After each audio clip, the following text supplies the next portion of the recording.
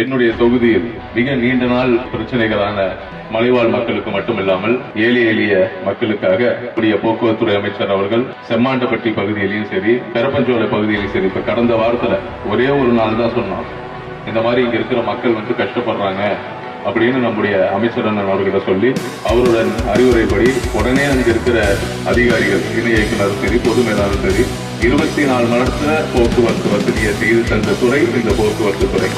நம்முடைய மகளிர் திடீர் பயணத்திற்காக 3 புதிய பேருந்துகளும் புறநகர் பேருந்துகளுக்கு பதிலாக 7 புதிய பேருந்துகளும் மாற்றம் செய்யப்பட்டுள்ளது. அதற்கு உங்கள் அனைவரும் சார்பாக மாண்புமிகு போக்குவரத்து துறை அமைச்சர் அவர்களுக்கு என்னுடைய மனமார்ந்த நன்றியை நான் தெரிவித்துக் கொள்கிறேன்.